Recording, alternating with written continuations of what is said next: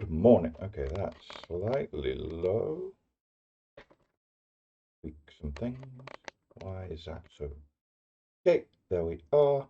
Good morning. Welcome to Running Commentary. It's set release, well, pre-release week, which means that volume is too high and I should have some background music. Sorry about this. I was very rushed getting set up, so give me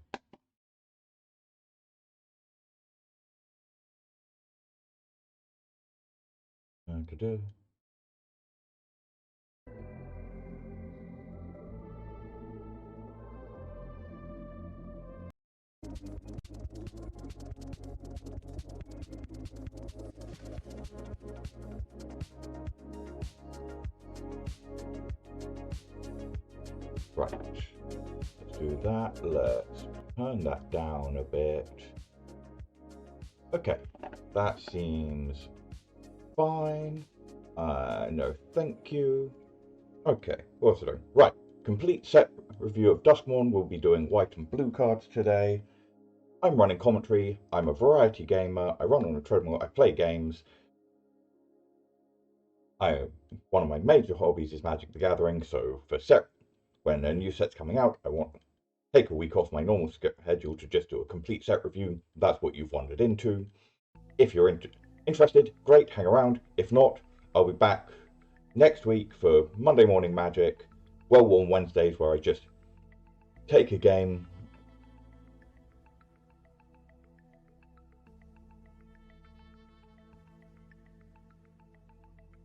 Sorry, got distracted by a comment. Well-Worn Wednesdays, where I take a game and I just play it until I am completely satisfied I've done as much as I want to with the game. I will be starting Hades 2 next week. Please do come along for that.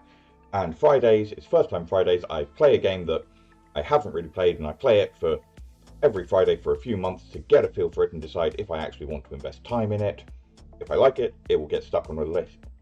If I like it and Stream likes it, it will get stuck on the list for a future Well-Worn Wednesday series. If I like it and Stream isn't enjoying my interactions with it, then I'll just play it myself for fun, and you just have to live with never seeing how things finish out. Okay, I think that's all of that. Let's switch a screen and try and get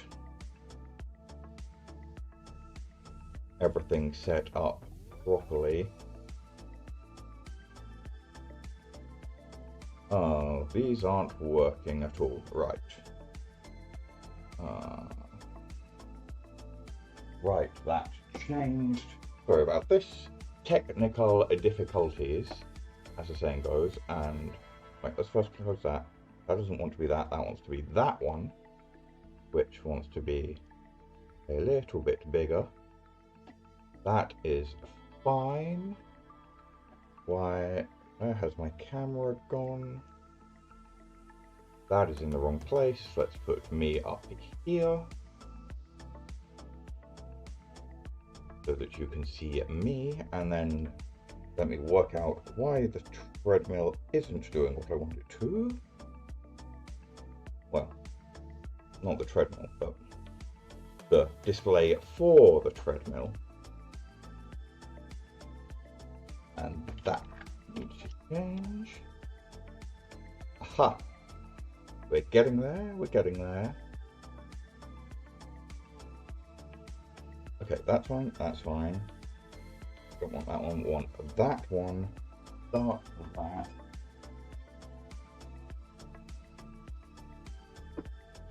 Aha! Ah. And these are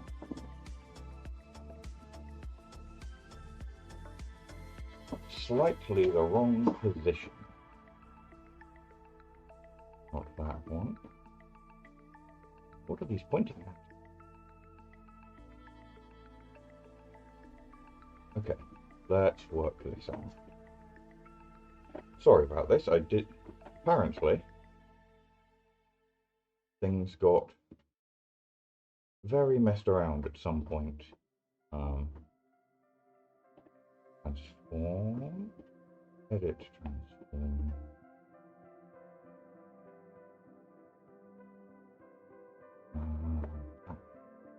I want to crop from, not that one.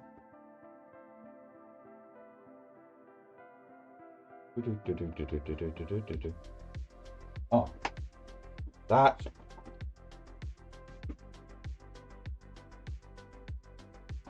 I just was on the wrong screen the entire time. That's why things weren't working. Herp a derp. Okay, that's fine. Wait. So we can just do that. Okay. We've got distance, we've got speed. I think that's still slightly too loud for me. Okay, there we go. You don't need to see that, you want to see this. So, Duskmourn set review, let's get into it. First card, we have a brand new mechanic. We have the classic Grizzly Bear with set mechanic, a 2-mana 2/2 with that just introduces us to what things do. Acrobatic Cheerleader, 1 and a white for a 2/2 human survivor with the ability Survival. Survival is, at the beginning of your second main phase, if this card is tapped, an effect happens. Each survival creature will have a different survival effect. Acrobatic Cheerleader is, if Acrobatic Cheerleader is tapped at the beginning of your second main phase, put a flying counter on it. This ability triggers only once, ever, full stop. So, what? If she survives once, she gets flying, but if you find a way to remove the flying counter or shift it somewhere else, you can't get it back onto her. If you exile her and she re-enters, you can do it again. It's a 2/2. If you play it early, you can probably have a 2-mana 2/2 flyer. That's pretty reasonable. The commander, nothing very exciting. If you've got something that cares about weird counter types, she's a 2-mana creature that gets a weird counter type, which is pretty reasonable, but nothing very exciting. Let's move on. Cult Healer, one of the creepier cards in the set. Cult Healer, 2 and a white for a 3/3 human doctor. Has the ability Eerie, which is whenever an enchantment you control enters, and whenever you fully unlock a room, Cult Healer gains lifelink until end of turn. If you don't know what unlocking a room is, then I will explain it when we find one. A room is a new enchantment type. Basically, this is just an updated constellation effect. Enchantment Center, you get abilities. Oh, we don't need to operate. I've just always wanted to try it. Creepy Man. A 3-mana 3/3 that you can give lifelink a decent amount of the time is great in limited and pretty worthless in commander. Sorry, Cult Healer. Ah, there we go. Right. I needed to come up with a cunning plan for this and don't have one. Right. Is there...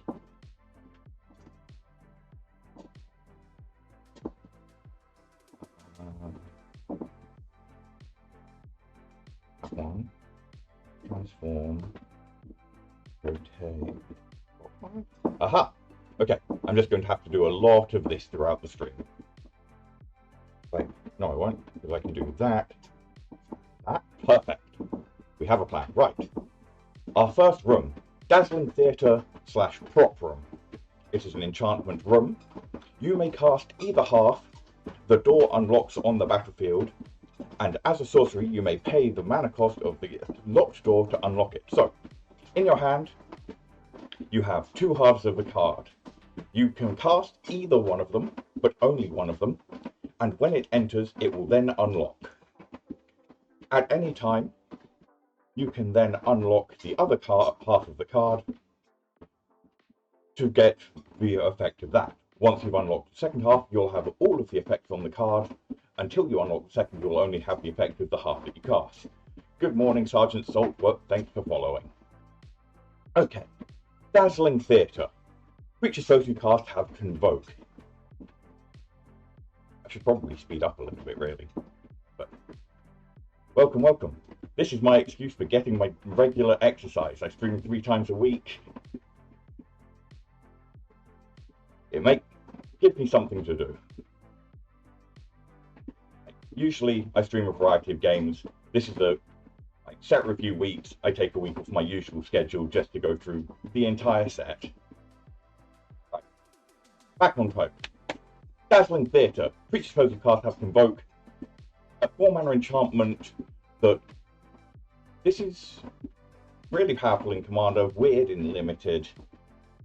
Like, you spend some time building your board state, you've got a pile of creatures. Normally, the concern about 4-mana enchantments is that they don't do a huge amount. When you cast an enchantment, you want it to be doing something. A 4-mana enchantment that just says creatures do extra stuff isn't always great. This one, which lets you play it almost certainly, lets you play another spell the same turn, is pretty powerful. But you're probably going to start with the prop room, which just untaps each creature you control during each other player's untap step. Seedborn Muse, ridiculously powerful, we all know that. You play this in a deck where a pile of your creatures have tap effects, and you just keep going over and over and over. Not untapping lands does restrict it a bit, but it's a 3-mana enchantment that's going to be somewhat limited. This card is nuts in any sort of activated ability deck or go wide creature deck. That is the wrong screen for moving. Right, this one.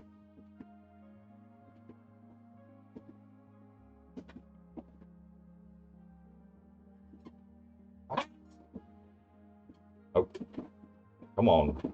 You to work with me a little bit here. What we're doing, that one. That one. Okay. Dollmaker's Shop / Porcelain Gallery. This card, I have not heard of that. I may look at that for the stream on Wednesday. I will make a note of that somewhere.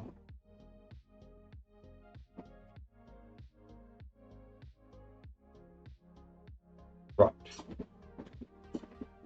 Thanks. I appreciate that. But for now, this card I am way too excited about. I have a deck built around constantly attacking, and that's all this deck wants to does. Come on, man. Grammar. All that this deck wants to do is make dweebs and hit your opponents with them. If you've played with Adeline, this is just another Adeline. 1 and a white for the Dollmaker Shop. Whenever 1 or more non-toy creatures you control attack a player, make a 1/1 white toy artifact creature token. Okay, I suppose this isn't quite Adeline. The tokens don't come in tapped and attacking. Sometimes that's a downside. You have less attackers. Sometimes it's an upside. You don't just throw your 1/1s against an opponent that has to eat them. You only get 1 for each player you attack, but you get 1 for each player you attack. So if you can attack multiple people, you can get multiple toys each cycle. And then 6 mana, Porcelain Gallery. Creatures you control have base power and toughness each equal to the number of creatures you control. So, early game, you play this, it helps you build out a pile of creatures. Late game, you unlock Porcelain Gallery, and everything you have becomes enormous. I am excited to play this. It is going to be... This is a very easy game-ending card, if your opponents don't deal with it. If you see this on your opponent's side of the board, you really need to get rid of it before they can unlock the Porcelain Gallery, or you are going to be in for a lot of pain, unless you have a lot of board wipes going.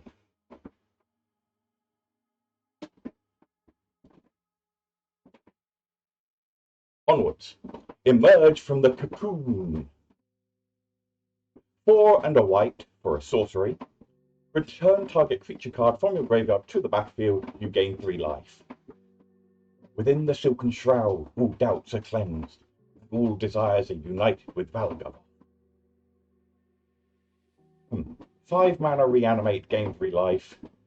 This is slightly worse than we regularly see this effect in black, but if you want a reanimation effect, it exists. If you're doing some weird life gain shenanigans, maybe that matters. This probably isn't good enough a lot of the time, but is worth knowing that it exists in especially if you're doing something in mono white where you want a bit more graveyard recursion. One of the big advantages this has over a lot of this, the effect we see of this in white, is this isn't limited. So generally, we see reanimation effects limited to a certain mana value or a certain power or toughness. This will just reanimate anything.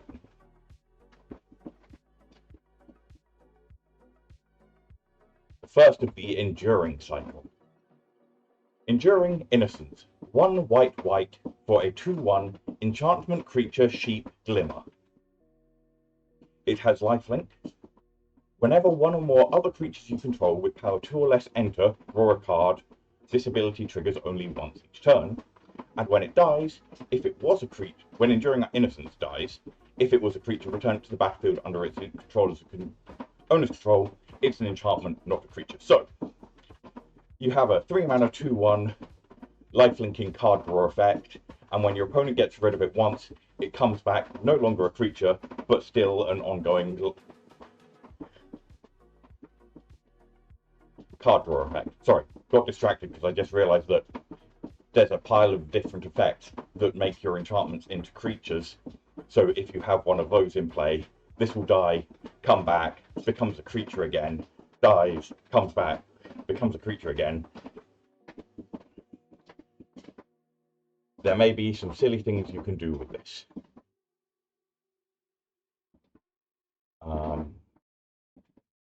Starfield, that's all.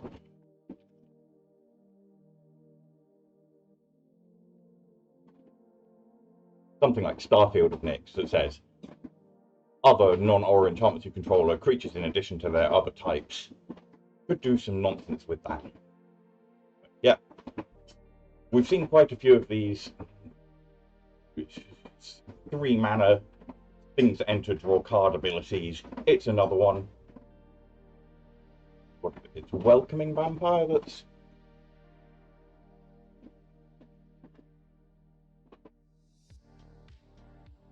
Welcoming Vampire is, I think, the standard go-to at the moment.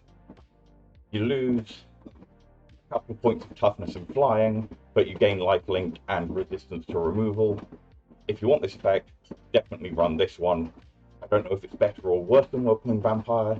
I think in the long run it's probably slightly better, just because it survives the first board wipe.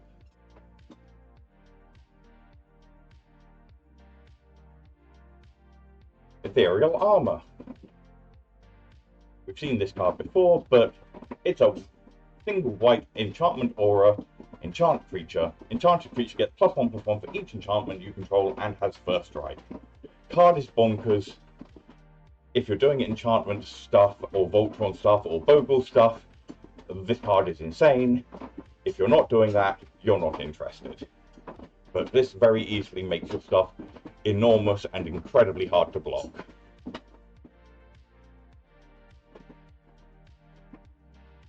Clad in the light of conviction and hope, Lynette strode forth to face Duskmourn's terrors without fear. Sorry, I really like the world. I'm not a huge fan of horror as a theme, but I really like some of the world building that's gone into this set, and the flavor text just really helped flesh it out very nicely. Exorcise. Unlike what I am doing, which is Exercise, Exercise is a 1 white sorcery. Exile, target artifact, enchantment, or creature with power 4 or greater. Strictly speaking, you can't kill what's already dead, but trapping and disintegrating it is pretty close.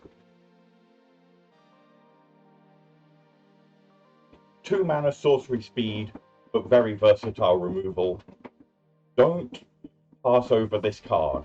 Sorcery speed hurts, but exiling artifacts, enchantments, or big creatures means that this will deal with pretty much any threat you're facing on a commander board. If you're looking for a piece of cheap removal, this may well be what you're after.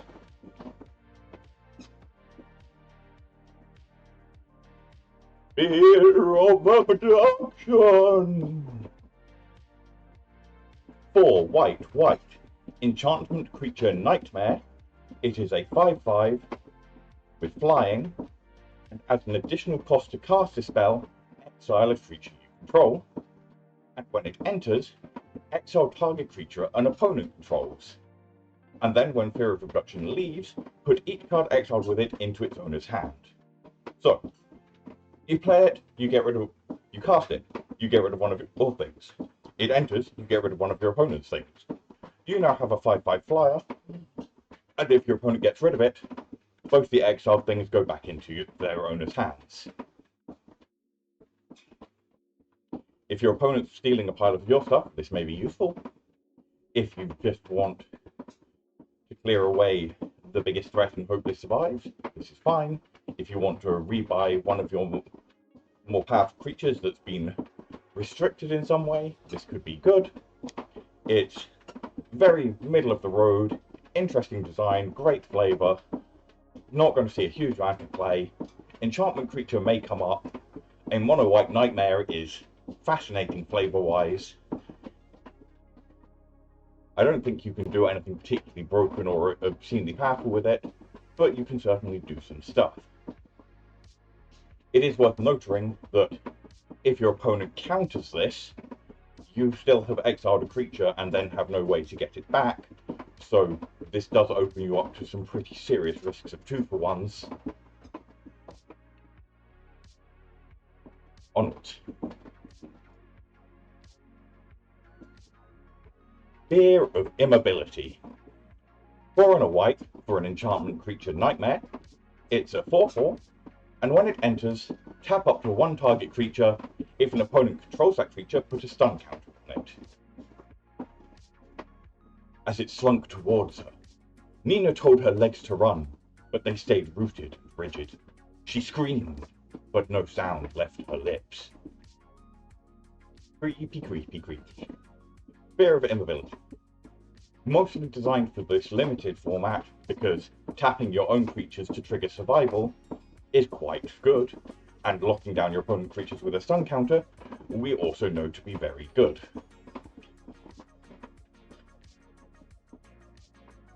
A 5-mana 4/4 that locks something with a stun counter is very middle of the road.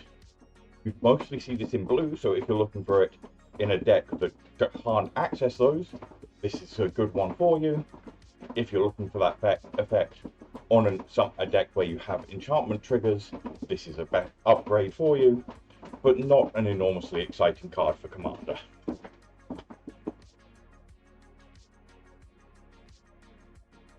Fear of Surveillance. 1 and a white for an enchantment creature nightmare 2/2. It has vigilance, and when it attacks, surveil 1. Its unblinking gaze sees every flaw, every shame, every humiliating moment you wish you could. I see you.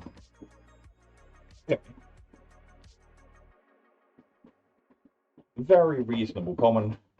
A 2-mana 2/2 vigilance that when it attacks the veil 1 is actually a really great rate. If you're playing a really low to the ground aggressive commander deck, this might be something you're interested in. Vigilance helps a lot. Surveil 1 lets you make sure the top of your deck's giving you what you want the whole time. I should have changed that screen away ages ago, but this isn't powerful, but it can be a solid role filler in a low curve aggressive deck, or something that cares about small creatures. Something like Lurrus or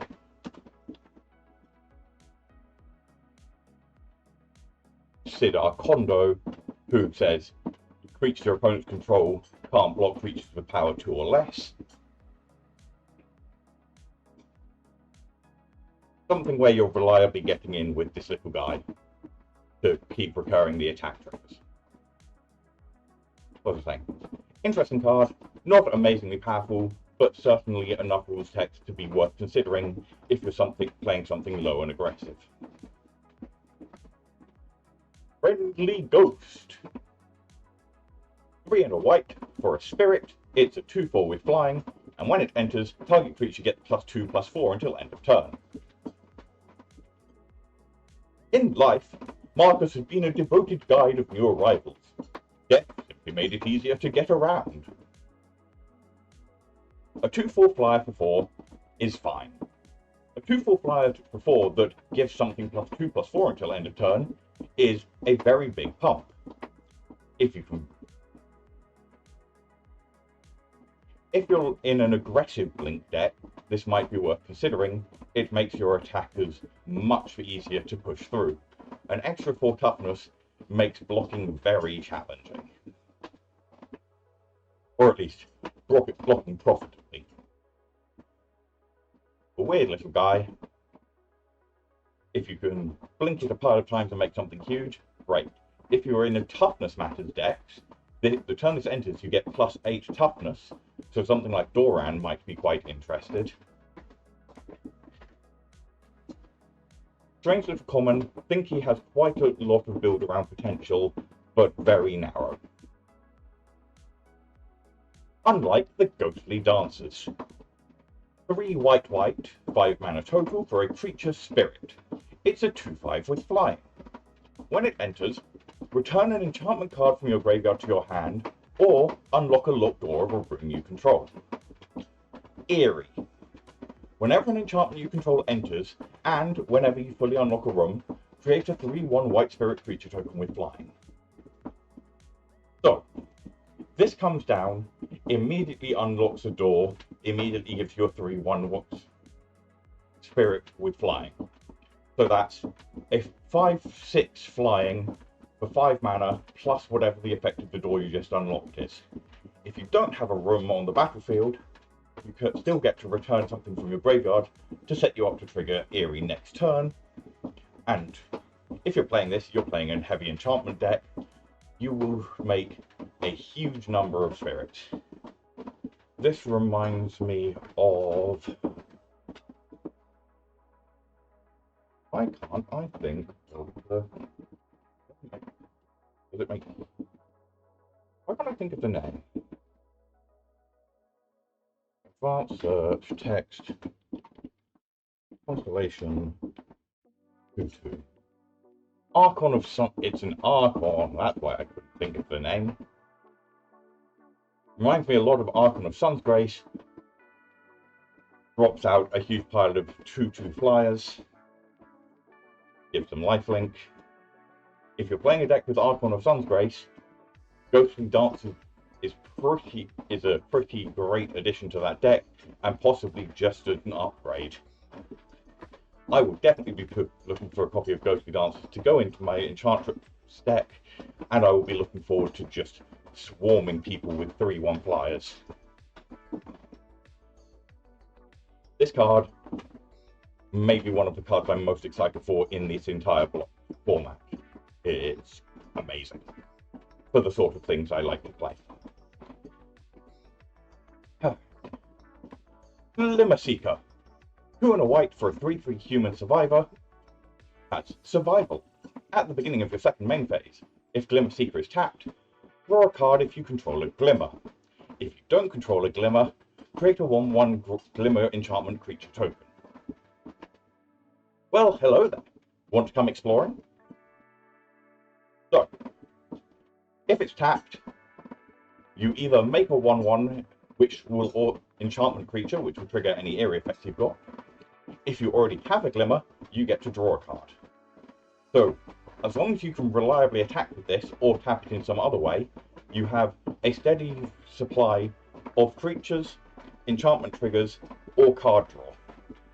That's a lot of value for an uncommon, but the downside is it's a 3/3 with no evasion, no protection, so you have to make sure the board is set up where you can reliably get the value, or play it in a deck full of vehicles or other tapping effects, so that you don't have to have her risk herself every time you want to get the ability.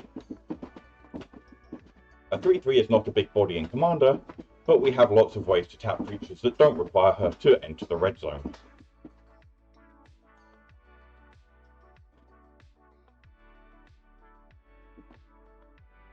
Grand Entryway and the Elegant Rotunda.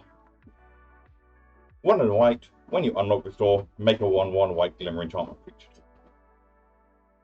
2 mana for a 1/1 doesn't seem like a huge amount.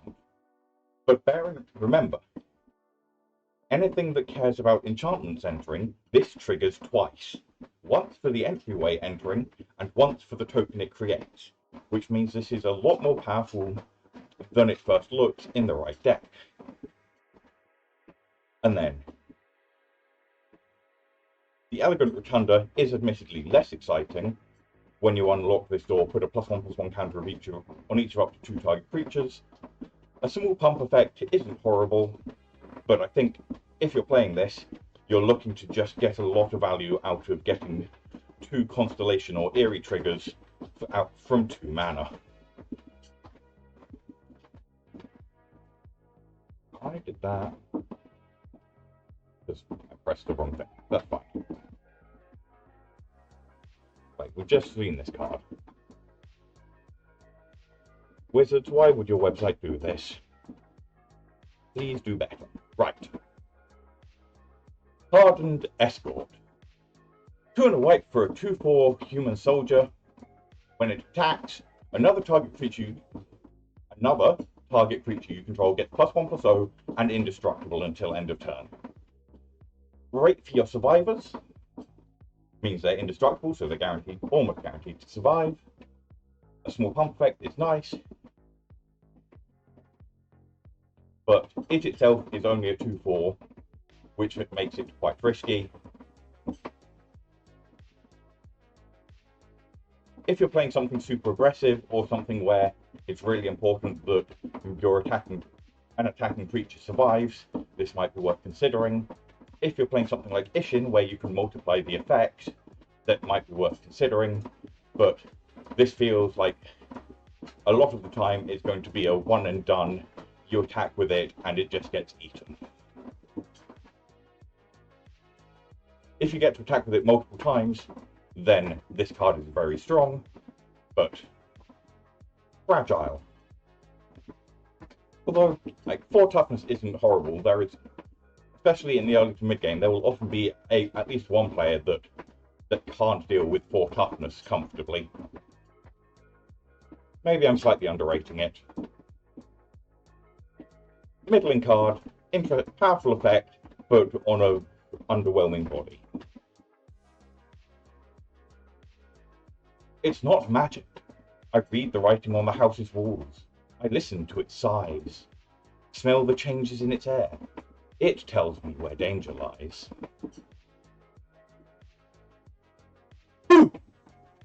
It's a jump scare. Single white instant. Until end of turn, target creature gets +2/+2, flying, and becomes a horror enchantment creature in addition to its other types. If you're playing something where you like cheap pump spells like Feather or... no. 3 Dog cares about enchantments, not instants. But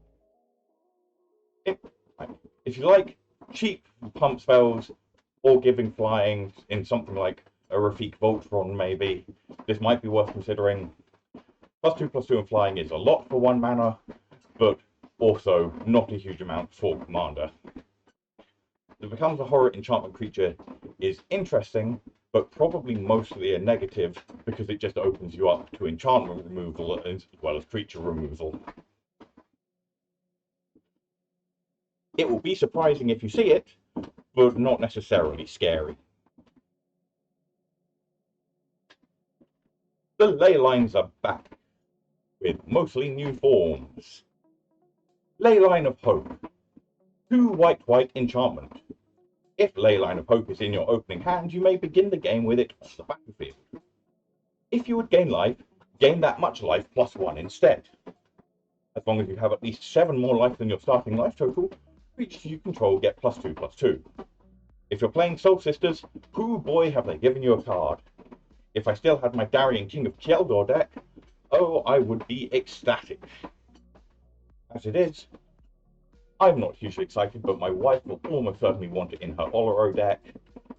If you're playing anything where you're regularly gaining increments of life, this is an exciting piece for you. If you see your opponent playing this on turn 0, be prepared to get rid of it quickly before it gets very degenerate.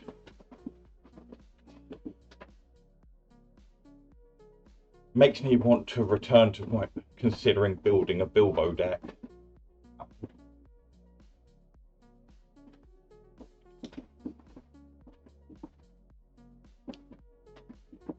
But when we already have a white-black X life gain deck in the house, we don't really need another one.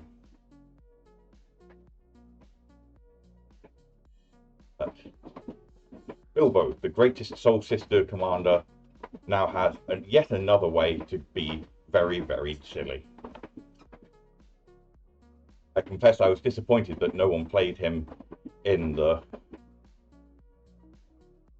Commander Clash and get to 1,000 life game. Anyway, yeah, Leyline of Hope. If you're doing life gain, great.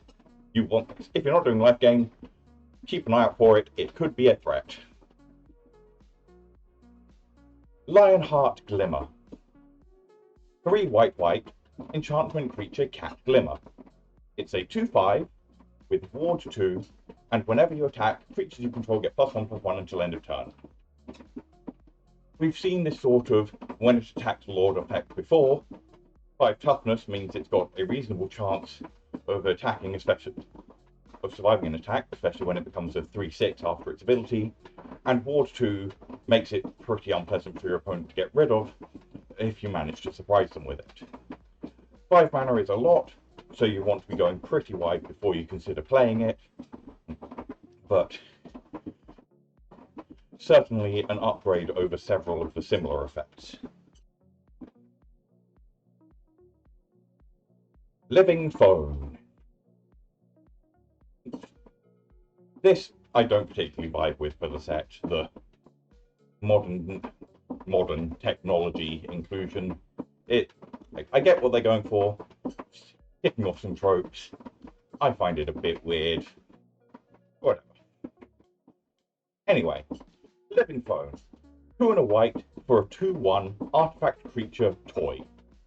When Living Phone dies, look at the top 5 cards of your library. You may reveal a creature card with power 2 or less from among them, put it into a hand, put the rest on the bottom of your library in a random order. So, 3 mana 2/1, when it dies, replaces itself. If you're doing dirtly artifact things, that seems pretty reasonable. Can't really think of anywhere else you'd want this. The stats are underwhelming. Yeah, do your dirtle artifact stuff. Dig for a creature, loot this, dig for more creatures, loot this. That's about it. Optimistic Scavenger.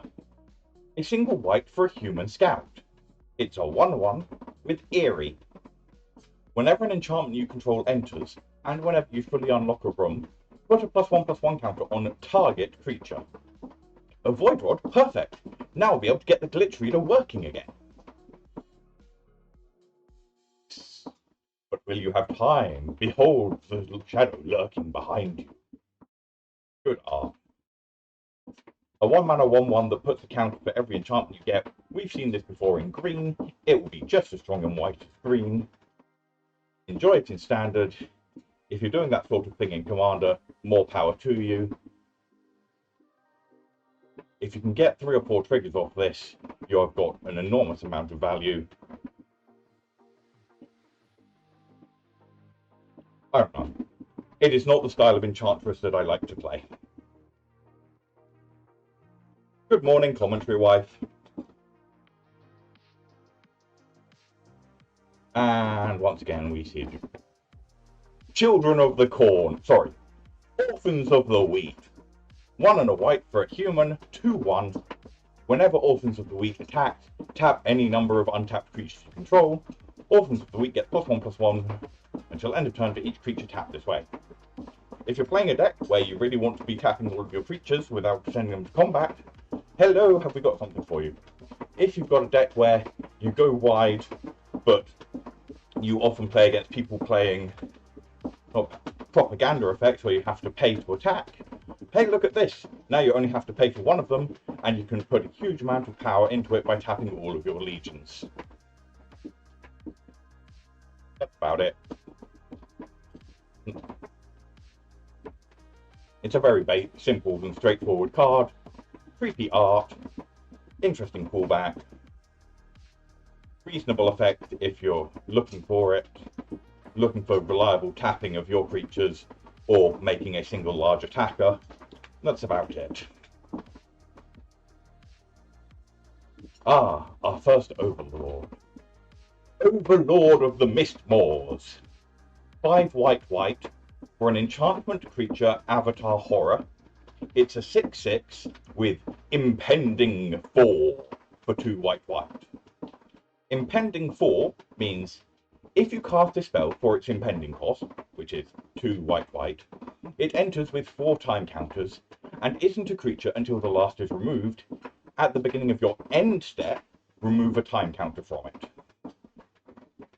So, and then, whenever Overlord of the Mistmoors enters or attacks, create 2/2/1 white insect creature tokens with flying. So, you can either pay 2 white and get 2/2/1 flyers, and then wait 4 end steps to have this become a 6/6, and then it can start attacking and making more. Or you can pay 7 mana to have this enter, make your 2/2/1s, and then next turn start attacking. Do bear in mind that it's an end step trigger. People are going to think it's upkeep all the time. It doesn't. It's mostly just a tracking and logistics issue. It is like backwards vanishing, and that is why it is impending. It is coming into being rather than disappearing from it. It's like good cumulative upkeep, except it's not in your upkeep. If you're playing against someone who's proliferating, be a bit afraid, because they can just keep sticking counters on this and you will never get to do anything with it. But it does have an end stability, so you will get at least a bit of value. 7 mana for a 6/6 that makes 2 bodies when it attacks. We compare this to what?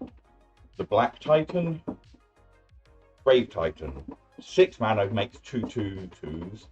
Those don't have flying. This you can get earlier. I think, in general, this will be worse than Brave Titan would be. 7 is somewhat worse than 6, and white is less prone to reanimating and other shenanigans. But if you can cheat it into play, this could be quite...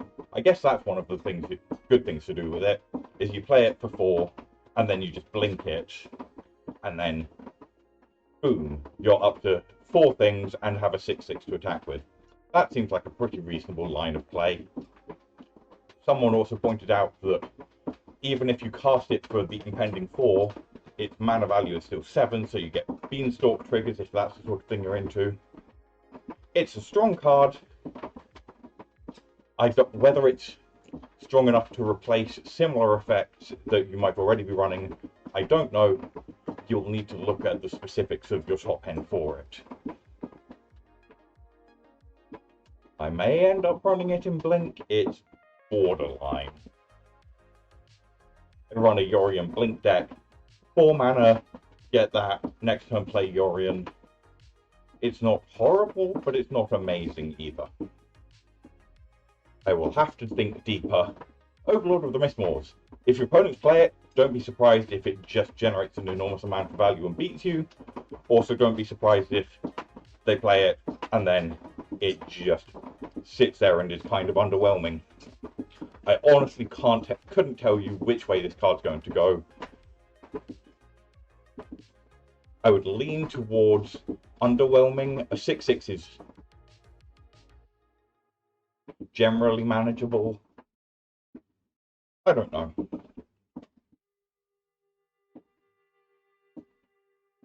Let's move on.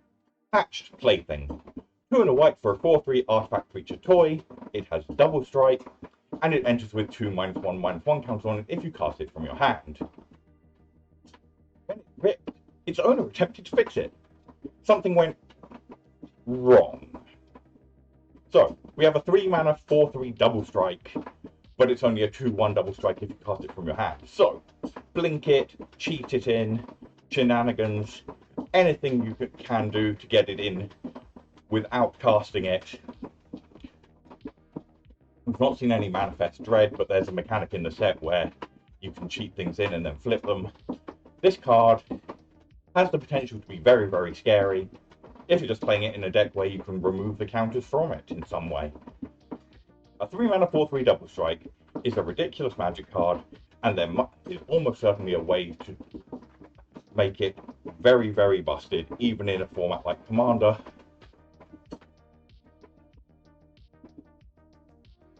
If you see this, be concerned, would be my advice. Possessed Goat. Oh no, we've got a Scapegoat. Single white creature goat. It's a 1/1. It's just a 1/1 for 1. What could go wrong? 3 mana, discard a card. Put 3 counters on the Possessed Goat and it becomes a black demon in addition to its other colours and types. Activate only once. So, 1 mana for a 1/1, or 3 and discard a card to make it a 4/4. Nothing incredible, fascinating and entertaining story, but 3 mana to get a discard is probably too expensive for Commander. 3+1/+1 counters probably isn't enough. Making it a black demon is interesting, and there may be some shenanigans you can do with that if you're doing a colour change or colours mattered theme, but it takes a lot of resources to get. Next. When their would-be sacrifice wandered back to their encampment, the survivors breathed a sigh of relief, assuming the demon had departed.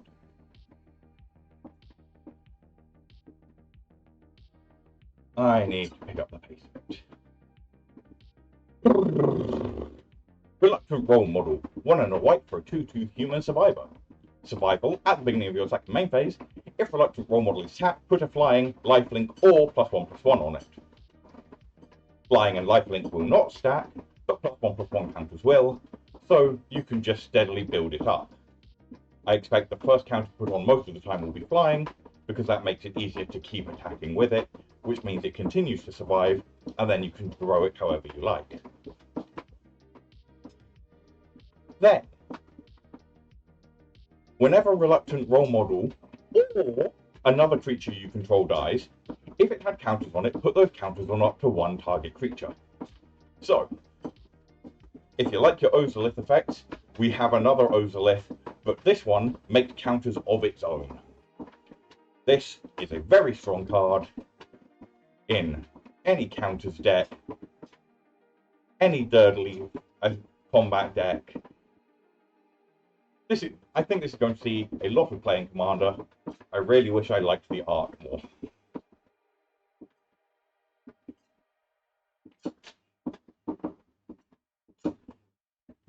And a duplicate. Savior of the Small. 3 and a white for a core survivor, who is a 3/4.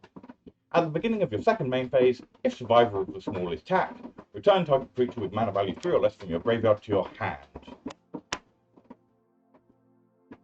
You're safe, kiddo, for at least the next 10 minutes. That's about all I can promise. If this was to go battlefield instead of hand, this would be amazing. To hand and only mana value 3 is a bit concerning. If your deck can jump through the hoops enough to get him to survive, to rebuy something, more power to you. But this isn't, I think, generally underwhelming.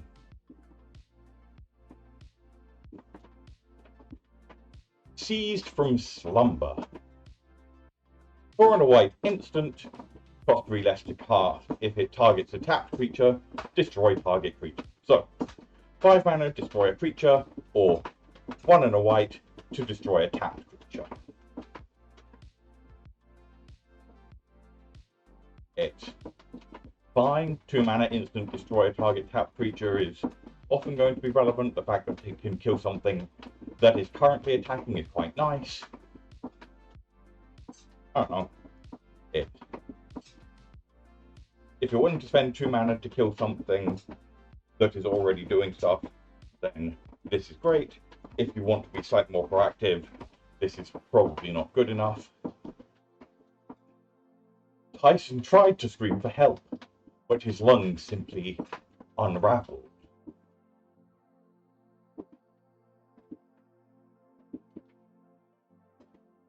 Shard Mage's Rescue. Single white mana for an enchantment aura with flash. Enchanted creature you control. As long as it entered this turn, enchanted creature has hexproof, and enchanted creature gets +1/+1.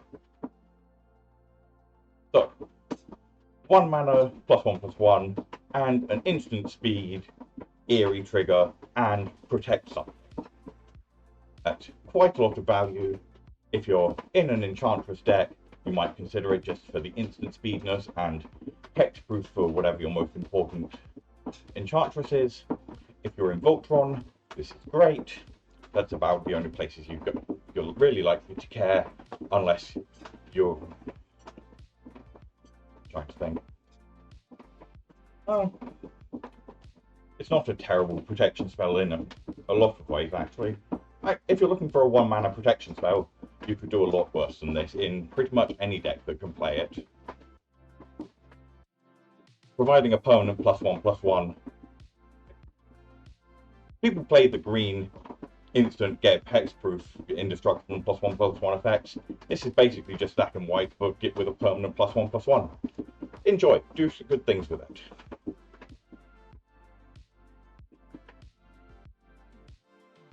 Sheltered by Ghosts. 1 and a white for an enchantment aura. Enchant creature you control.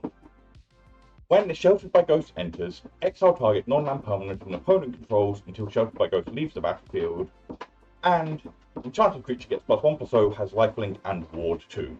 So, it's an Oblivion Ring that also boosts one of your creatures pretty significantly. The downside is it gives your opponent 2 different things they can kill to get back whatever you exiled, but it does protect one of them with ward 2. This is another downside, is that you have to have a creature for this to have an effect, whereas other O-Ring and pacifisms do not.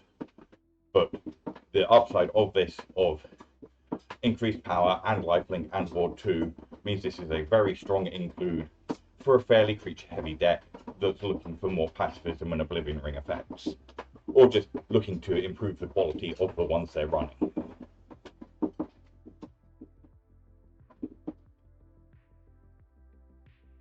Shepherding Spirits. 4 white spirit, 4/5 flying plane cycling.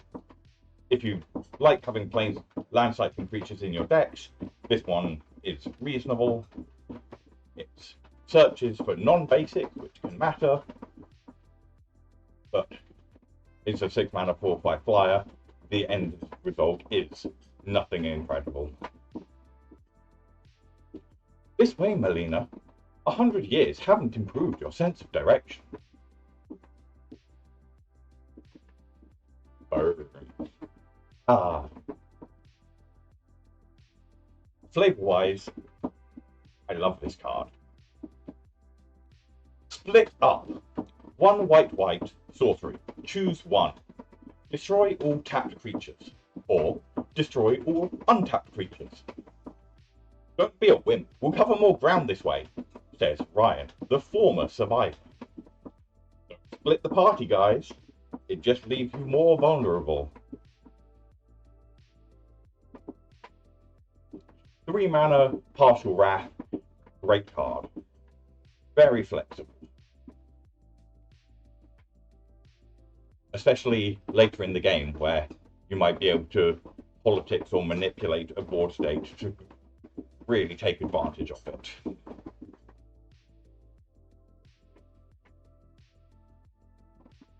Wow. Not remember seeing this art. Those eyes sure are something. The Split Skin Doll. 1 and a white for a 2/1 artifact creature toy. When it enters, draw a card. Then discard a card unless you control another creature with power 2 or less. if you're playing some white weenie or general small creature strategy, it's 2 mana for a 2/1 that draws a card, which is an incredible rate. At worst, it's a 2 mana 2/1 that lets you loot, which is still pretty reasonable. It's an artifact creature, which means that you get to pull off any sorts of artifact shenanigans. I think this is going to be a pretty solid role player in quite a lot of decks. Expect to see this in a lot of decks that are looking to durdle.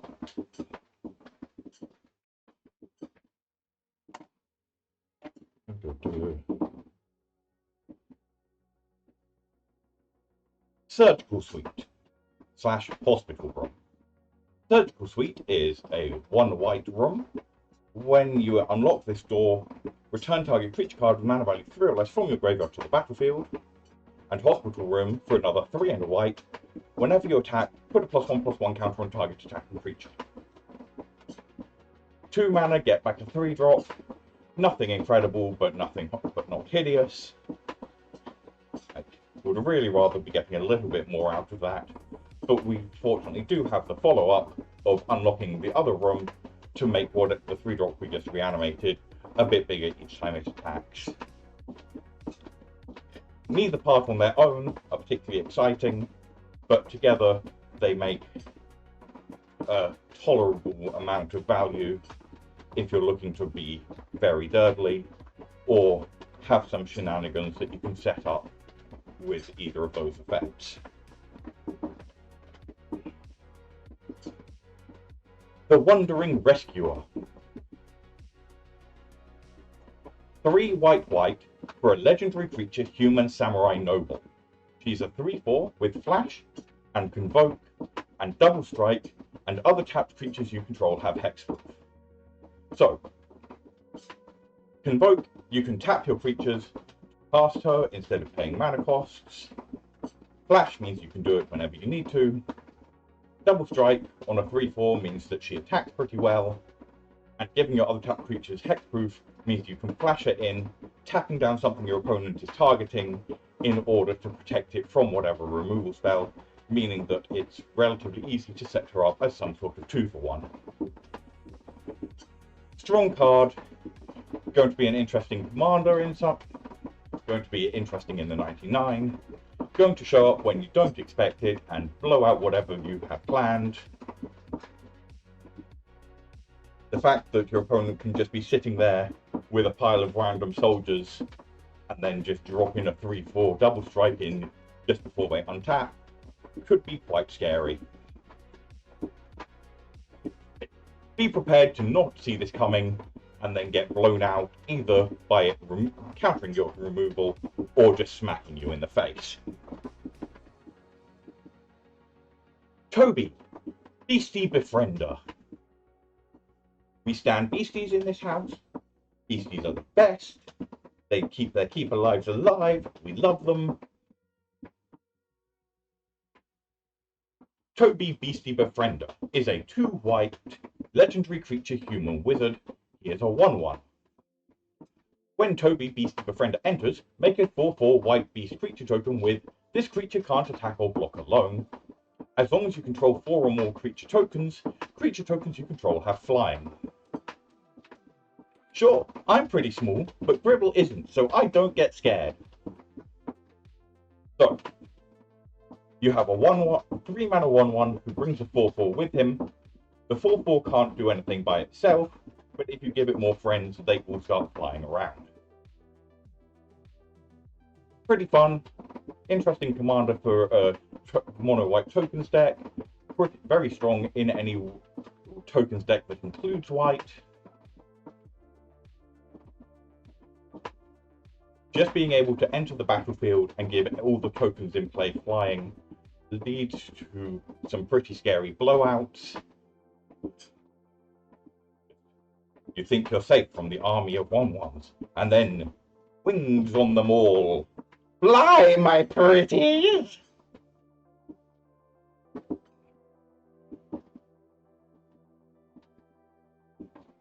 Trapped in the screen. Trapped in the Screen, 2 and a white enchantment.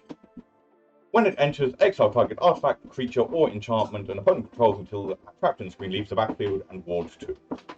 It's an Oblivion Ring with ward 2. Important to note that there's a pile of things it can't hit, like Planeswalkers, but artifact creatures and enchantments will be most of the stuff you'll want to target. Ward 2 is a great upgrade. If you're still running Oblivion Ring in the year of our Lord 2024, you may want to consider swapping it out.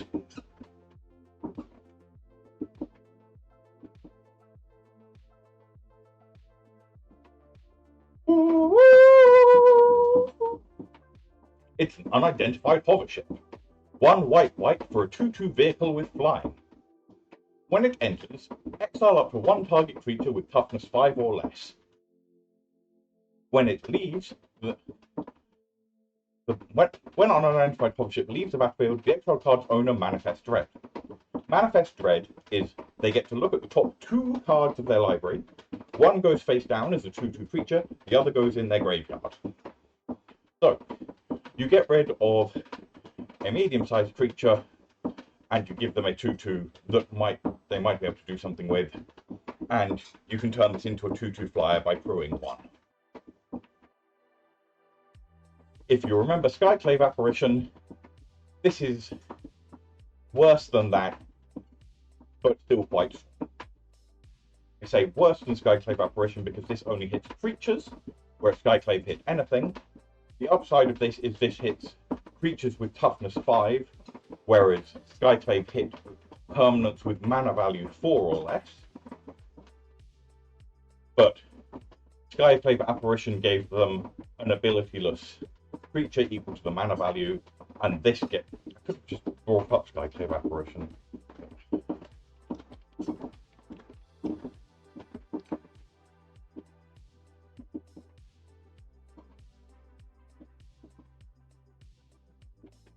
But whereas this the unidentified hovership lets your opponent manifest Dread, which gives them a base 2/2, but could have the potential to be much more than that.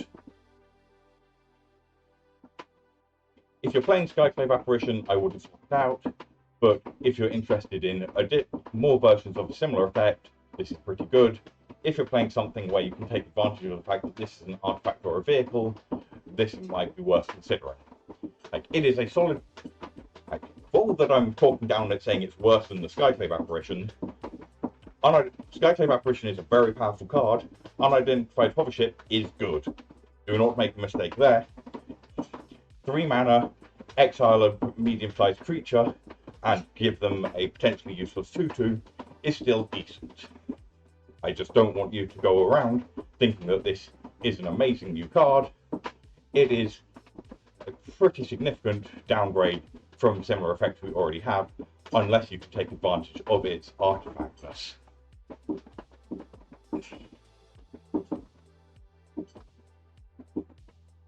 The Unsettling Twins. 3 and a white for a 2/2 human. When it enters, manifest Dread. Come play with us. So, Twin 1 is just a normal 2/2 human girl. Twin 2 is whatever you just manifested. It could be anything. Who knows what lurks under her skin? If you're looking to just get some value of this is the sort of thing you'll put into a blink deck so you can just manifest Dread over and over and over again and then cheat out whatever you've manifested. Enjoy if you're doing that. If that's not your thing, well, if you see these, expect your opponent to be up to something a little bit degenerate, because a 4 mana 2/2 that brings a 2/2 with it isn't an amazing rating commander.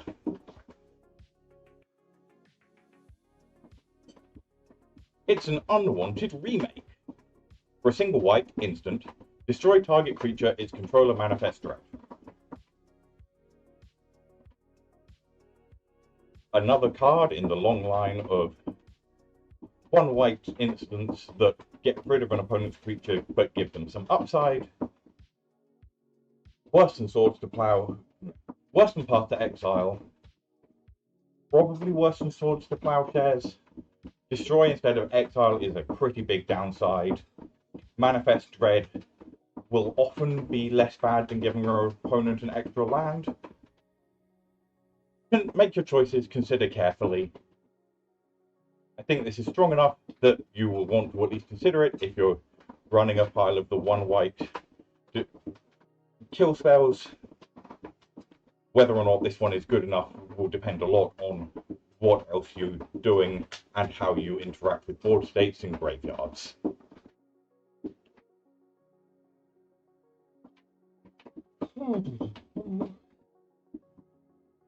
Veteran Survivor. Single white for a 2/1 human survivor with survival. Shocking. At the beginning of your second main phase, if it's tapped, exile up to 1 target card from a graveyard, and as long as Veteran Survivor has exiled 3 or more cards, it gets +3/+3 and has hexproof. So, single white for a 2/1. If it can trigger survival 3 times, then it becomes a 5/4 hexproof. Interesting build around. Requires quite a few things to go right. Needs to be able to attack, needs to be able to survive, and needs your opponent to have things in the graveyard for you to get rid of. If you can pull it off, you get a reasonable body, but whether or not you want to put the amount of effort in to achieve that, I cannot say. Right. Let me slow down a little bit. Okay. I am going to take a quick break, and then I will come back and we will get through blue. See you in a couple of minutes.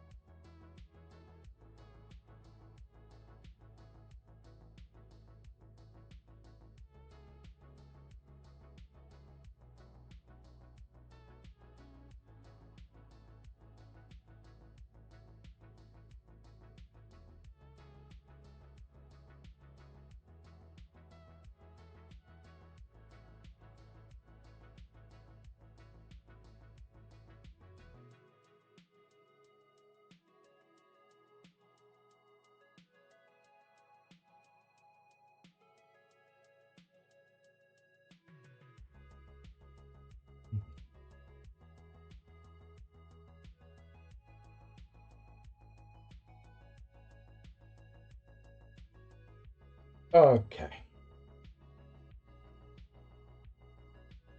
There we go, there we go.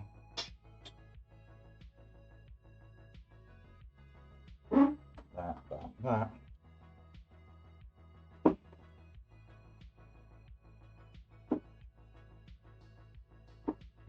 Come on. Why have you stopped working? Let's just stop that, start that, restart. Let me just check if that's... Aha, there we go. All back up again.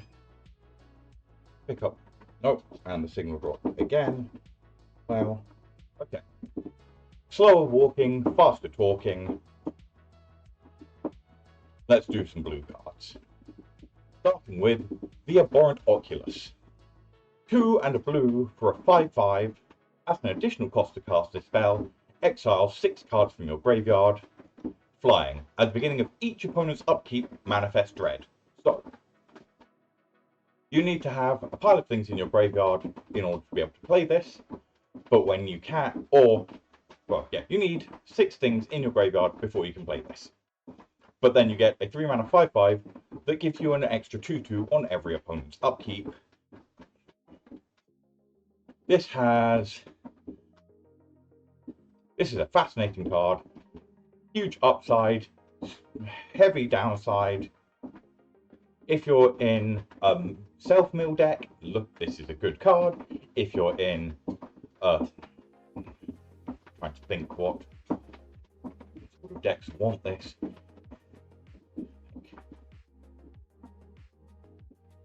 If you're in a spell slinger where you're grinding through your deck a lot, if you just want a 3 mana 5/5 flyer and you don't mind playing it later in the game, this card is strong, generates an enormous amount of value, but does make you work to actually get it. I'm almost certain to play this in Phoenix. I may look to put it in at least one other blue deck. I need to look through them. Fascinating and weird, creepy art. On we go.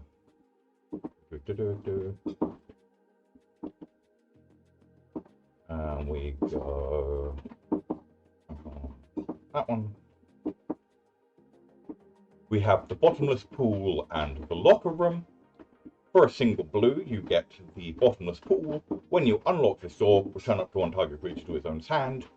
And the Locker Room, for 5 mana, whenever 1 or more creatures you control do combat damage to a player, draw a card.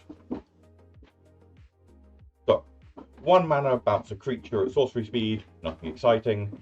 5 mana, draw a card for each opponent you deal combat damage to, is fine.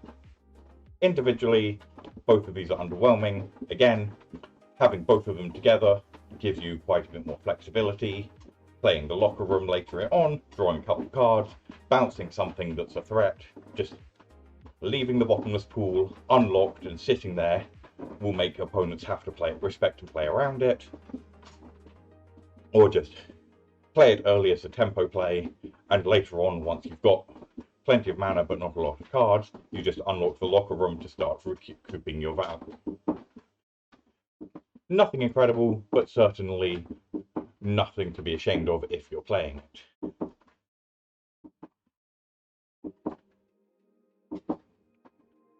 Please. Why would you do this? Okay, there we go. Things are loading. Great. Central Elevator. 3 and a blue. When you unlock this door, search your library for a room card that doesn't have the same name as a room you control.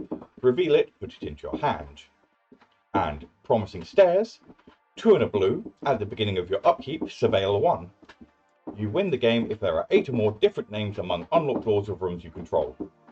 If you are playing a rooms deck, this is a must-have. This is your win con, this is your tutor. If you're not playing a rooms deck, this card does nothing. Have fun! If I do decide to reconstruct my Enchantress deck as a rooms deck, then I will definitely be running this and definitely be looking to do silly things. If I decide not to, I doubt I will ever care about this card.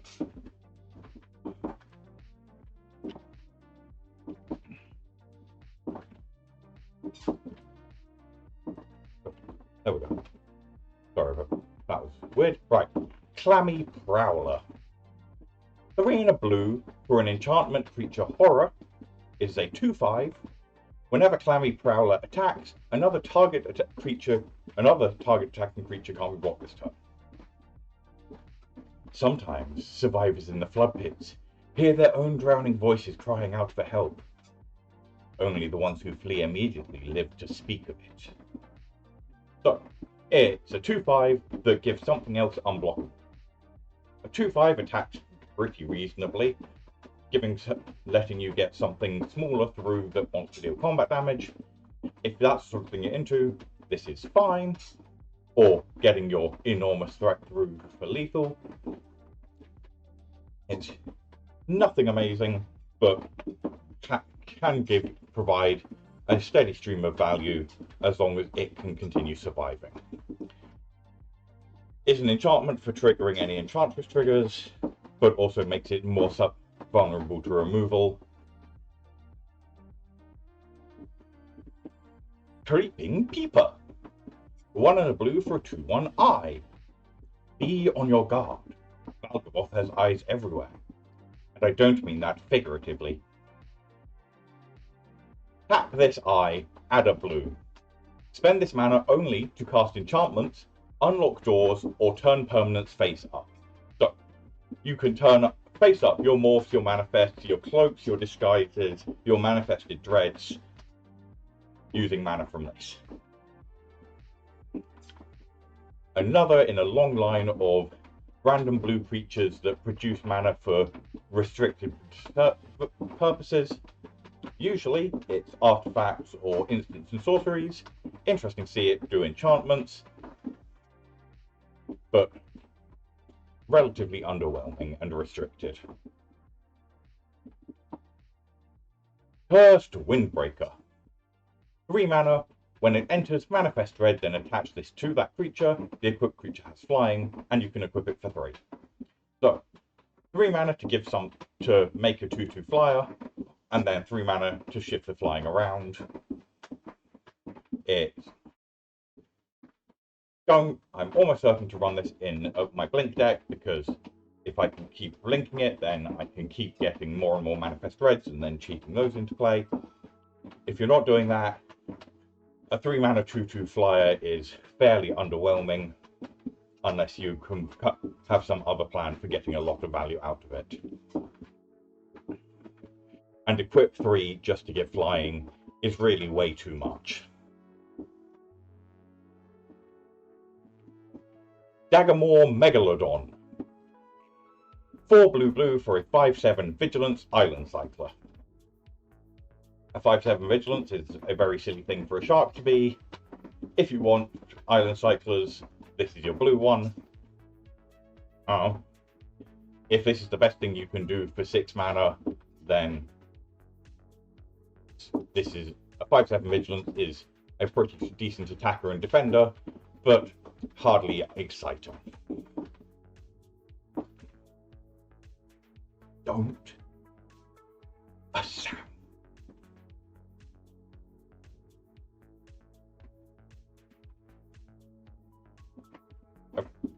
Don't make a sound is a 1 and a blue instant.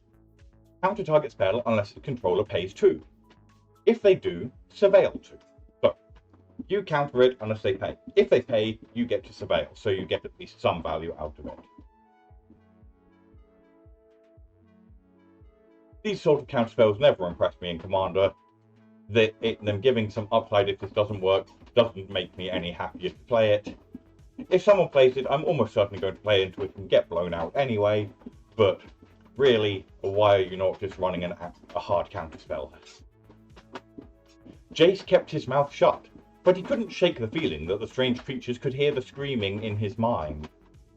Yep, Jace is in this set, in the story, being mostly a nuisance. He's there for like a chapter and then disappears to go do what he thinks is more important. Congratulations. His adventures there are likely to come up in a future story because he left something very important in Duskmourn. That's all I'm going to say. If you want to know more, go read the stories at MTG Story.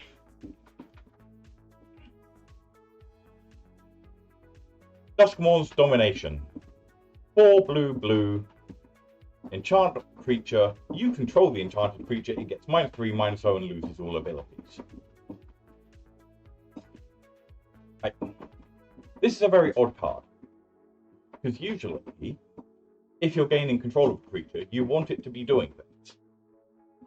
But this is, I feel like I'm missing something with this card, because 6 mana is more expensive than we usually see control effects, but this makes the thing you've just taken control of worse. I just don't understand. Just play mind control. This card feels bad.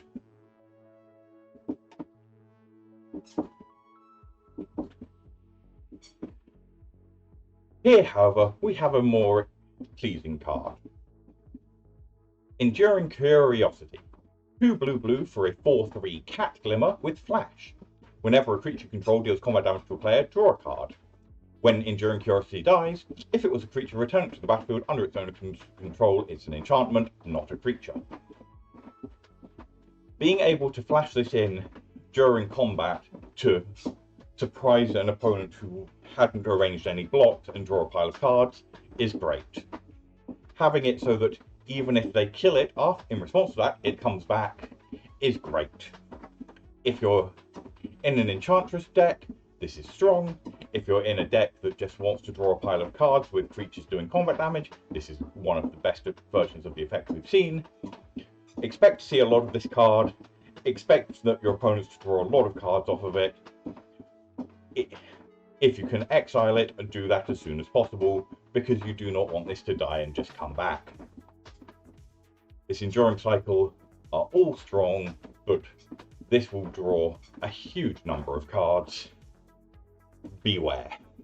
Also, it's just a 4/3 flash, so your opponent might just drop it in your face when you're attacking them to eat something. Cat Pounce. Enter the Enigma. For a single blue sorcery, target creature can't be blocked this turn, draw a card. If you're playing Voltron, you might consider this.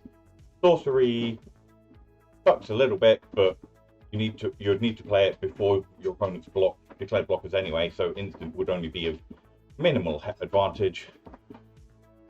The main thing this is just a single blue cantrip. If you are in the sort of market for just an endless supply of cantrips, well, here's yet another one for you. Entity Tracker. 2 and a blue for a 2/3 with flash. It's a human scout and has Eerie. Whenever an enchantment you control enters, and whenever you fully unlock a room, draw a card. Hey look, it's an Enchantress in mono blue. Fascinating and weird and very strong. Enchantresses have always been strong. Giving flash on one is interesting. Feels a bit odd, but flash on 3 mana for a 2/3 Enchantress is already a great rate. Flash just gives you some random extra upside. If you're playing an enchantment deck, hey look, you want this card if you've got blue in it. Nothing much more to say there. Erratic Apparition.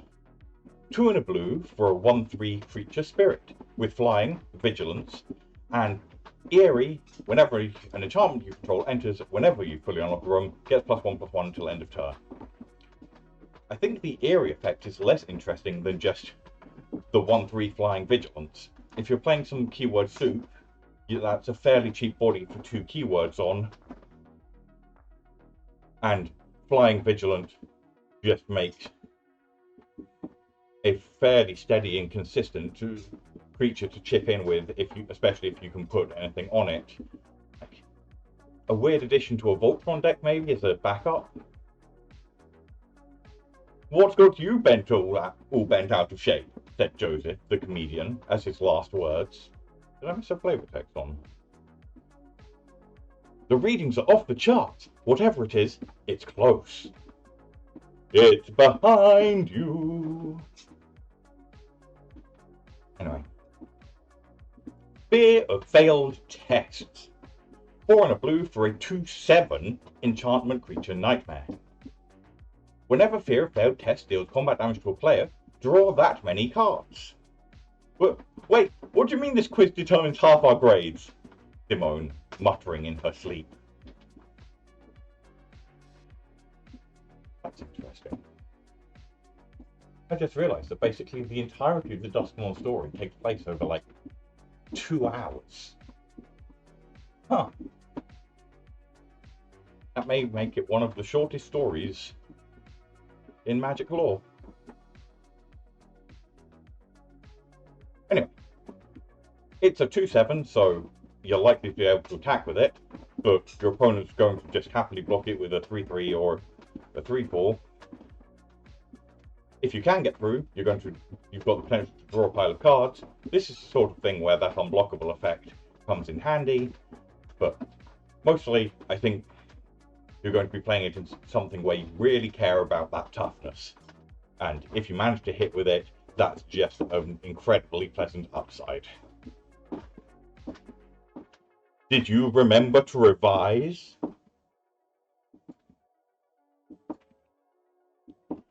Fear of Fooling. 3 blue for an enchantment creature nightmare. It is a 4/4 with flying. And whenever it attacks, target creature defending player controls gets -2/-0 and loses flying until your next turn. So, a 4/4 flyer that keeps one of your opponent's flyers grounded and diminished. Pretty nice, pretty nice. Not difficult if your opponent has multiple big flyers, but if they've only got one, this does help you a lot.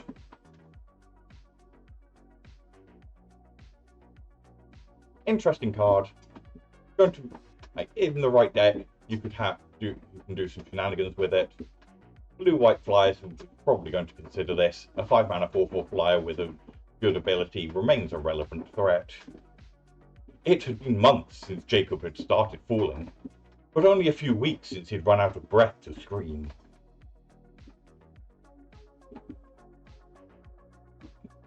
Honestly, if you've been Fooling for months, I would have thought you'd have calmed down at some point much sooner than that to start observing.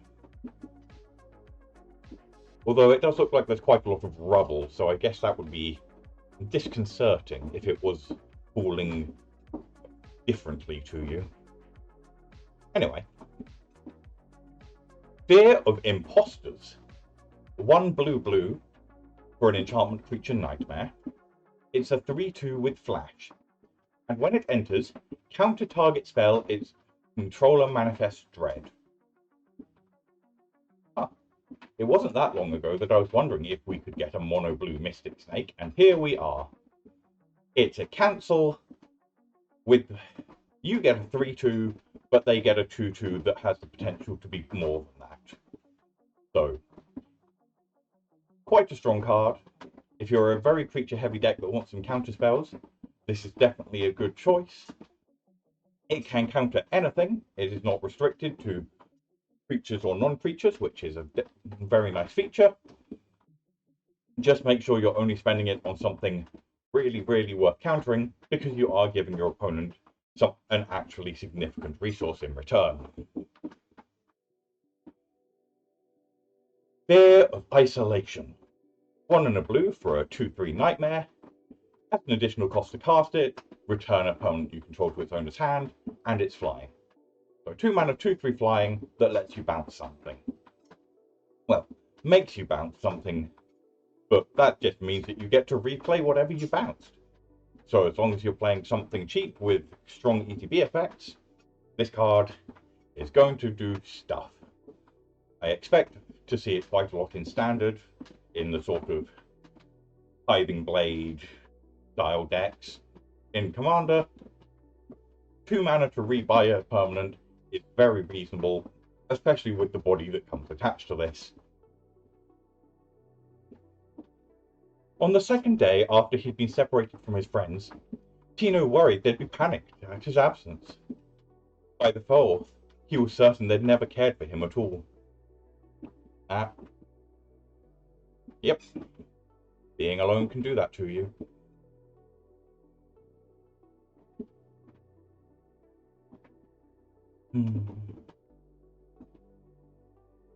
If you're out there and feeling alone, say hi, wherever you're seeing this.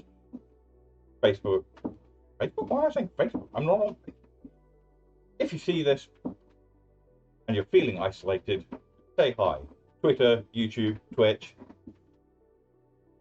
Be interesting to know where you saw this from.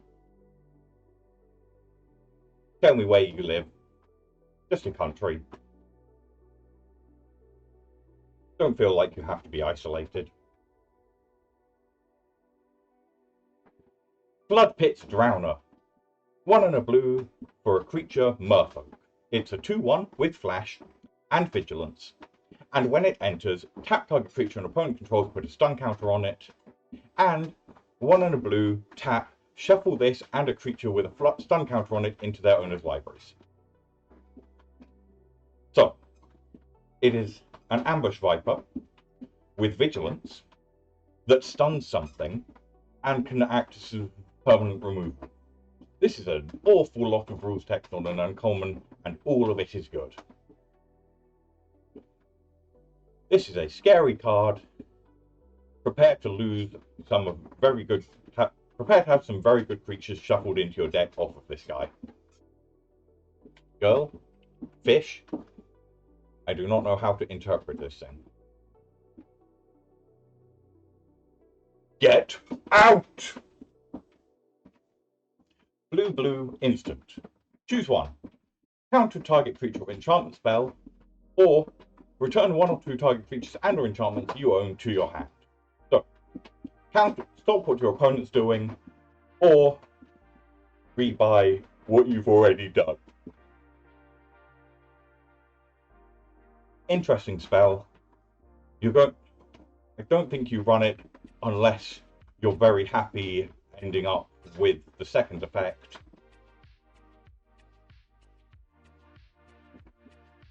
I think if you're playing this, you play it hoping for a good chance for the first effect, but expecting and content to use the second one. Ghostly Keybearer. 3 and a blue for a 3/3 flying spirit. When it deals combat damage to a player, unlock a locked door of up to 1 target room you control. If you're in a very, very heavy rooms deck, this is worth adding.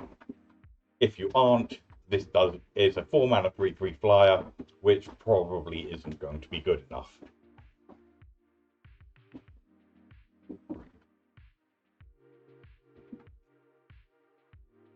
Flavor texts. Once charged with watching over every room in the original Vendrell house, it doggedly surveys the endless, ever-expanding labyrinth.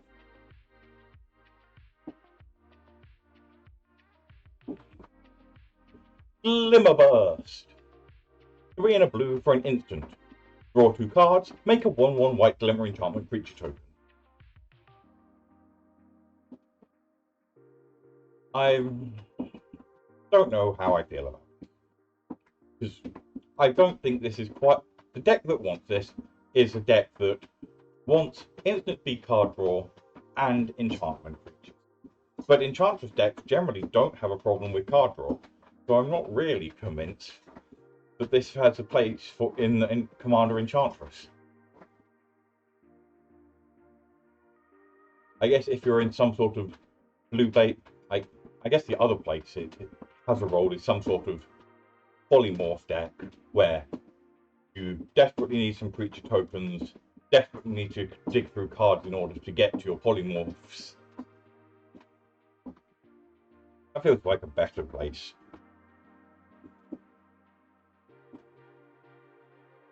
At first, Sasha felt silly fending off the cellar spawn hordes with the essence of her childhood pet hamster, but it sure beat dying alone in the dark.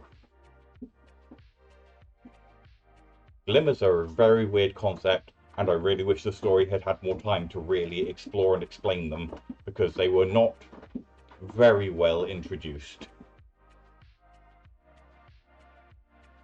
One of the few things that I felt was really lacking from the stories that we got. Leyline of Transformation. 2 blue enchantment. If it's in your opening hand, you may begin the game with it on the battlefield. As it enters, choose a creature type. Creatures you control are the chosen type in addition to their other types. The same is true for creature spells you control and creature cards you own that aren't on the battlefield. So, if you're playing some sort of Hyper Kindred deck and want to make sure that everything that happens works with that. This is what you want. Very niche, very narrow.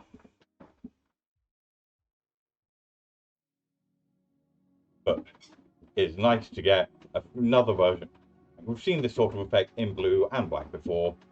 It's kind of nice to get another one. It's nice to have one that you can start the game with so that your kindred goes from the very beginning. But somewhat underwhelming as far as ley lines go. Marina Vendrell's Grimoire. 5 and a blue for a legendary artifact. When it enters, if you cast it, draw 5 cards.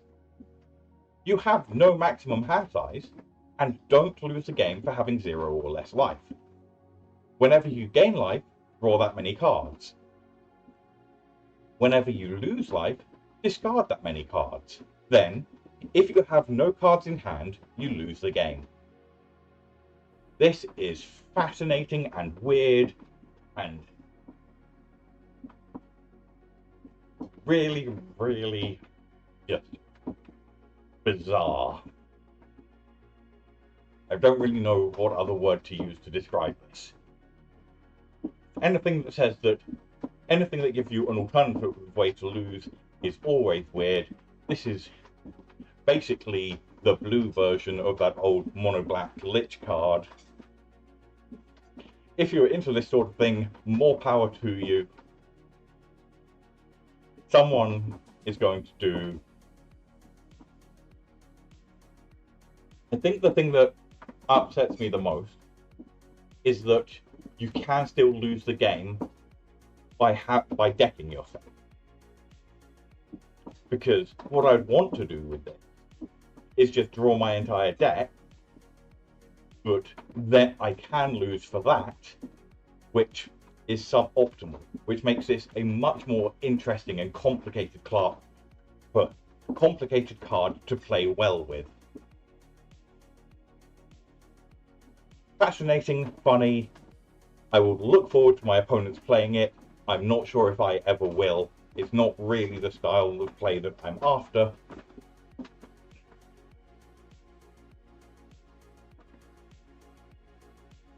But it is a weird one. If you play it, have fun. I'm sure it will be an absolute blast. A fascinating card. Just not for me.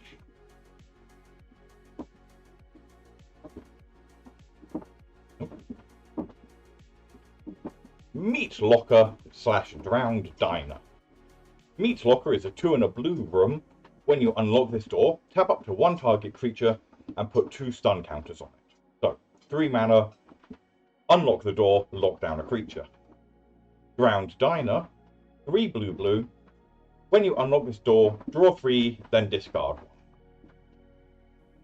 Another of these very middling rooms where neither effect is enormously exciting by itself, but the flexibility of having both of them on 1 card means that it's probably going to see some play in the rooms and enchantments sort of decks that spawn out of this set, because together they provide a reasonable degree of value.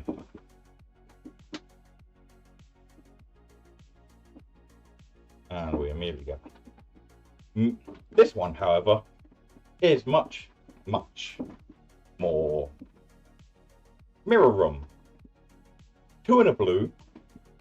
When you unlock this door, create a token that's a copy of target creature you control, except it's a reflection in addition to its other types. Fractured Realm, 5 blue. If a triggered ability of a permanent you control triggers, that ability triggers an additional time.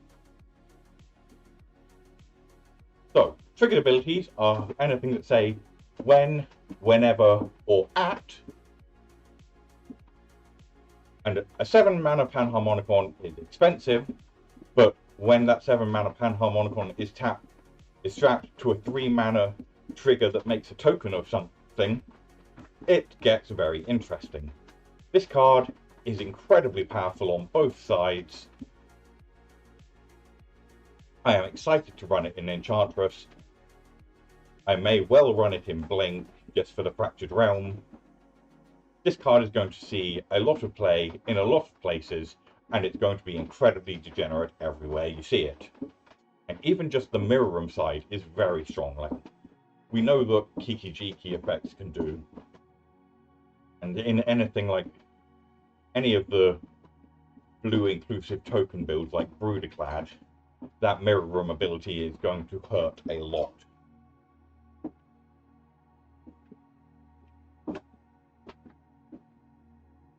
The Blue Overlord. Overlord of the Flood Pits. 3 blue for an Avatar Horror. It's a 5/3 with Impending 4. And to impend it, you cast it for 1 blue. It reminder that impending, it enters with 4 time counters and isn't a creature until the last is removed. And remove one at the beginning of your end step. Overlord of the Flood Pits is a 5/3 flyer. When it enters or attacks, draw 2, discard 1. 3 mana to draw 2, discard 1 isn't a great rate, but dropping this on turn 3 means that you can very easily sit around and wait for the impending to finish, and then just grind the game, sit and control the game from there, while wait before smashing your opponent down with a 5/3 flyer. And continuing to filter your hand once it starts attacking. I think at 5 mana, you're more likely to just cast this instead for full cost, instead of bothering with the impending, and just going, I've got a 5 mana 5/3 that does a load of card draw. Solid card, nothing. If you see it on your opponent's side of the field, it's worth respecting. It's nothing terrifying, but it does give a reasonably steady stream of cards and a decent body.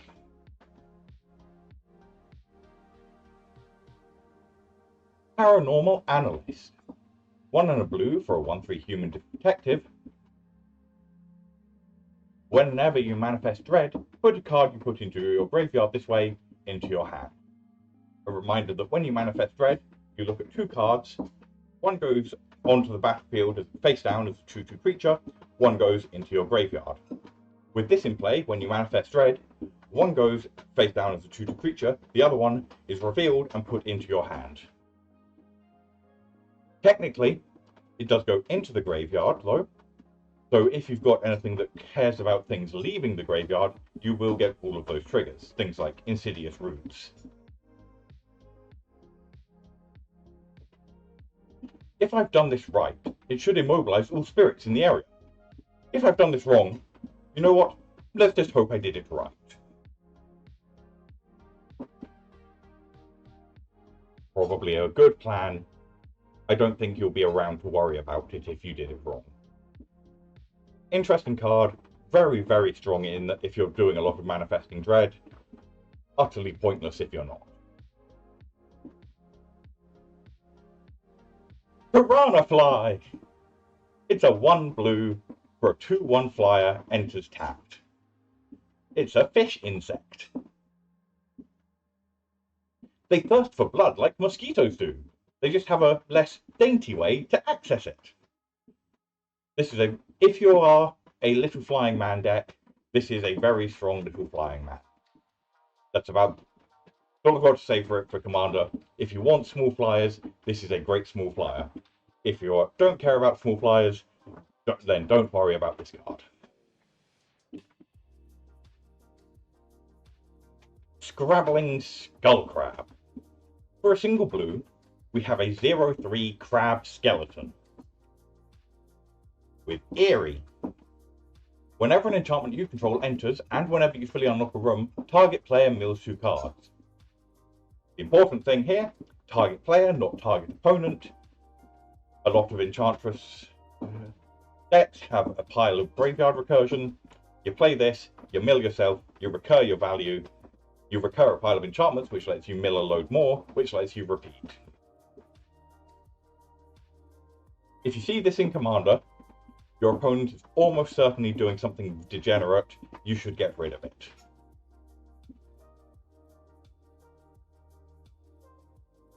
Might make it into my Enchantress deck. Probably won't make it into my Mill deck. I don't have enough enchantments to really go off with that. On we move. Silent Hall Creeper. 1 and a blue for a 1/1 horror. It can't be blocked. Whenever it deals combat damage to a player, choose one that has. When it deals combat damage to a player, choose one that hasn't been chosen. Put 2 counters on it, draw a card, or make it a copy of another target creature you control. So it's a 2-mana 1/1. You chip in with it, you can turn it into a 3/3. Or you can draw a card. It's worth noting that if you choose the last effect, you then lose access to the other 2 modes, because it will lose all the abilities associated with it. So make sure that you're content with losing the counters and the card before you decide to make it a copy. But a pretty decent creature, and you must choose one, so on the 3rd hit, it will become something new. Unless you have no other creatures, I suppose. But still, a 2-mana for a 3/3 unblockable is pretty great. I would probably suggest my wife puts it in Azuri. Creepy. Stalked Researcher. 1 and a blue for a defender 3/3 with Eerie to attack as though it didn't have defender. Not very exciting outside of limited. It's just a shadow. It's only a shadow. Please let it be a shadow. Creepy concept. Not a very exciting card. On we go. Stay hidden. Stay silent. 1 and a blue for an aura enchantment. Enchant creature. When it enters tap enchanted creature, the enchanted creature doesn't untap during its controller's untap, and for 6 mana, you can shuffle the enchanted creature into its owner's library, then you get to manifest red. So 2 mana, lock something away. Later in the game, that creature disappears and you get a new 2/2. Interesting. We've seen a few similar versions of this sort of effect. This one is quite strong. The fact that it forces the thing to tap is a nice include. It doesn't always appear on cards. The fact that you get to manifest red when you remove your opponent's creature instead of them getting any value is definitely nice. Definitely worth considering playing if you're looking for some more blue removal.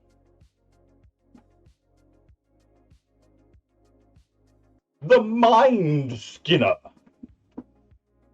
Welcome to some of the weirdest rules text.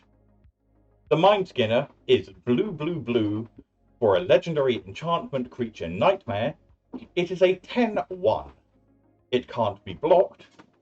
If a source you control would deal damage to an opponent, prevent that damage, and each opponent mills that many cards. This will almost certainly find a home in my Phoenix Mill deck, even though it only has 1 toughness. It is that silly a card. All damage, if source you control, yeah. So all damage I would do is prevented and turned into mill. Hilarious. And it's a 10/1 that can't be blocked. Come on. I've seen a few people coming up with silly schemes to get this into play and then stop damage from being prevented so that you just kill them in 2 hits. But, well, 2 hits in standard. In Commander, that's a less effective plan, but I think it's just a really, really funny card. Except for the whole flavor thing, where it slices away the most precious memories first, then the mundane, until all that remains is blank, formless fear. Not creepy at all, don't worry about it. Tale of Tamio. 2 and a blue. 4-chapter saga. The first 3 chapters are all the same. Chapters 1, 2, and 3 say, mill 2 cards. If 2 cards that share a card type were milled this way, draw a card and repeat this process. So, mill 2. If they match, they're both artifacts, both lands, both instants, whatever, you draw a card, mill 2. And you just repeat until that stops happening. You do that for the first 3 chapters of the saga, and then the 4th chapter, exile any number of target instant, sorcery, and or cameo planeswalker cards from your graveyard. Copy them, you may cast any number of the copies. It is important to note, you have to pay for the copies still. You don't get them for free, but it's a powerful way to fill your graveyard, and a potentially strong way to get a very big storm turn. If you're into that sort of thing, this has the potential to really accelerate your game plan. I will probably toy with the idea of playing it in my Spellslinger deck. I don't know if it will be quite good enough based on the way that I've got my deck built, but it is absolutely strong enough to be worth considering. Rest in peace, Tameo. We will miss you. Tunnel Surveyor. 2 and a blue for a 2/2. When it enters, make a 1/1 white Glimmer Enchantment creature token. It's your standard 2/2 that brings a 1/1 friend with it. The fact that the friend is an enchantment might be matter for a few things. It's basically just a way to get an extra body with a little bit of value.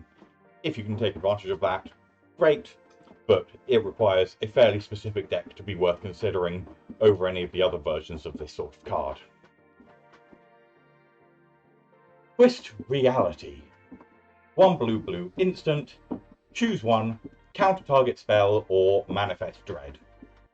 It's your cancel with upside, well, it's your modal cancel spell. If you're looking for a cancel that can do something else if you need it to, this is for you. That's about all I've got to say for it.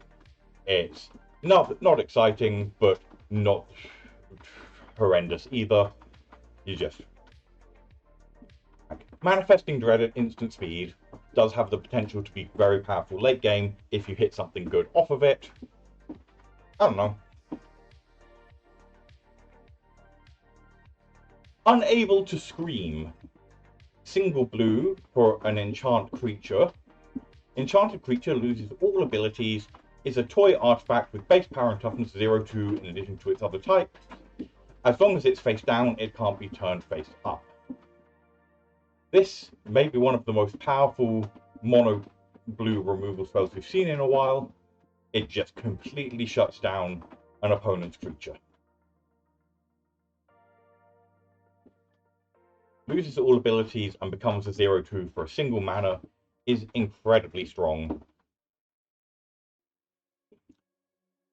People are going to, I think, undervalue this card as a way to hose commanders.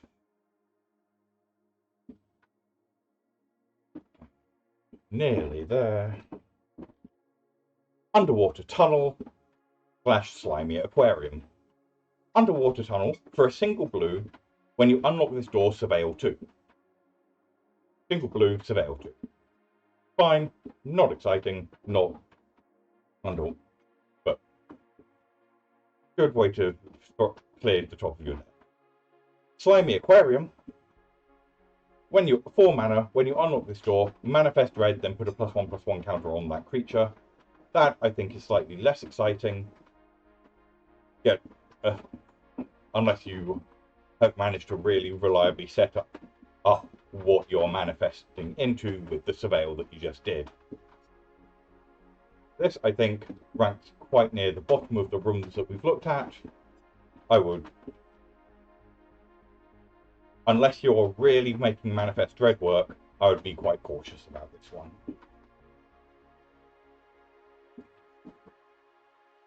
Unnerving Grass.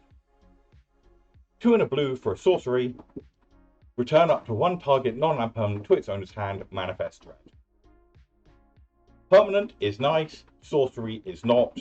Manifest dread isn't bad, but you need to be getting a lot of value out of that manifest dread for this card to be worth the 3 mana and the sorcery speed, I would probably recommend avoiding this.